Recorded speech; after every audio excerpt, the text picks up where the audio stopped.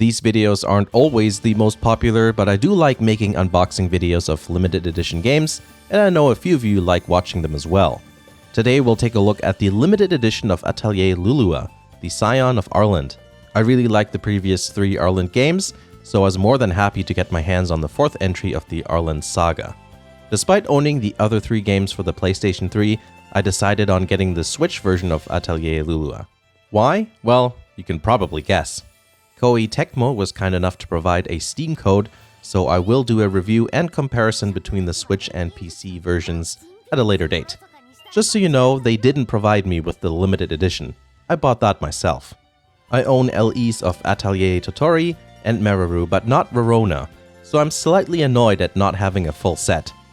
It's a bit interesting because even though Koei Tecmo took over as the publisher for the Atelier series, the limited edition of Atelier Lulua is still sold exclusively through the NIS America store. NIS was the company that published Atelier games prior to Koei Tecmo, so that's pretty interesting. So this is the collector's box. The front shows Lulua with various flowers and other thematic things in the background.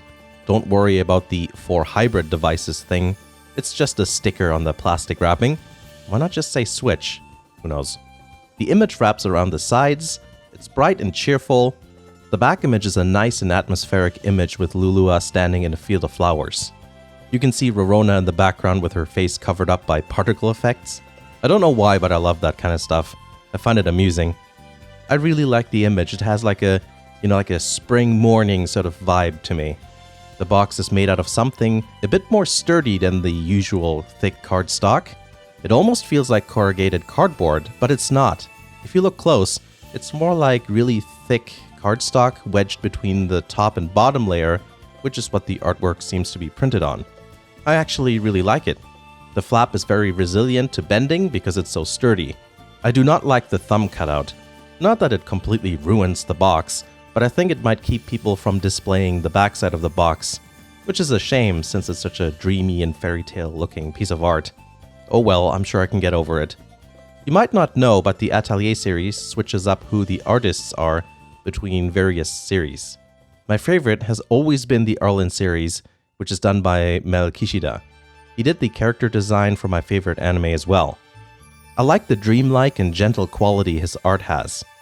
It's relaxing to look at because of the soft lines, the gentle gradient of colors, and pastel-like color palette.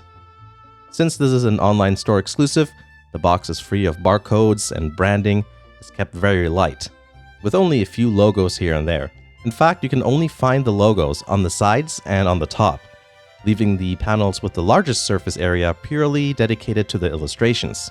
The box design is quite different to the other Arland games. I'll just show you real quick so you have a reference. I don't own the Rorona LE, but I do know that it's an old design that NIS used back in the days of the original Hyperdimension Neptunia, so early 2010s. These were actually sold in stores and were on shelves, so they've got all the branding and barcodes. They're quite tall and wide, but not that thick. They didn't have that much in them, usually just the game, an art book, which to be fair was bigger than in most other limited editions, and maybe a soundtrack also, but only in a paper sleeve. With Atelier Totori, NIS decided to change things up by going with a more regular-sized but thicker box. This was also something meant to go on store shelves, so again, you've got the PS3 branding and everything. By the time Atelier Meruru was released, NIS already decided to go down the exclusive online store route, hence this LE doesn't have any barcodes. It's just artwork, and the box was now mega thick and even had a t-shirt in it. With Atelier Lulua, they didn't quite go that big, but I think that's actually a good thing.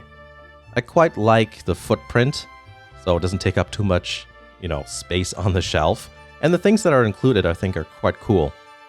A really interesting detail is that there's a design inside the box.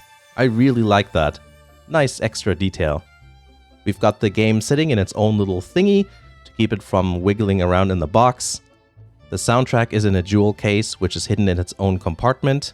There's also 2 keychains, a cloth poster, and finally a hardcover art book. Let's take a look at the game first. It's the usual sort of Switch case with the same artwork. When I say the same artwork, I mean not the same as the limited edition box, but the same artwork as like a normal retail copy. Strangely enough, this artwork has been altered compared to the Japanese version. It's the same image, but just zoomed in more. Maybe they didn't want the horse on the cover or something.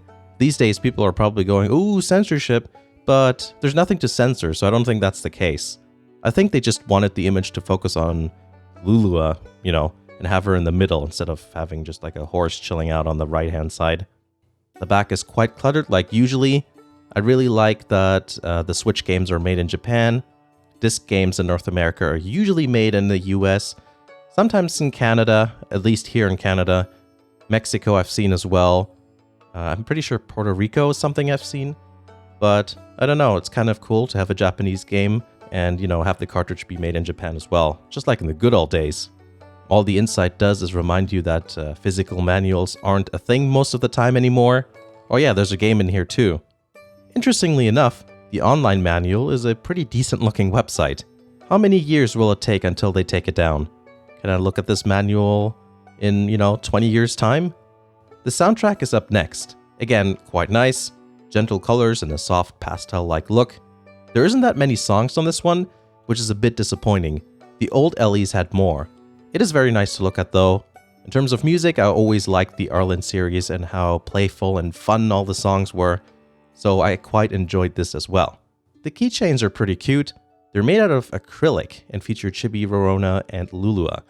Mine shifted a bit in transit, but the thin plastic protection did its job thankfully. Honestly, I'd be a bit terrified to use these as keychains. I think they'd scratch really easily. Maybe they're better suited to be hung off of a, backpack or something. I don't really do that sort of thing, so we'll see where it goes. The quality looks really nice though. The illustration is printed well, with nice sharp lines and good colors. Because I'm not going to hang it up, I decided not to unwrap the cloth poster. That being said, I think these are often better than paper posters because they don't crinkle up or tear. But it is a floppy thing, so there's that.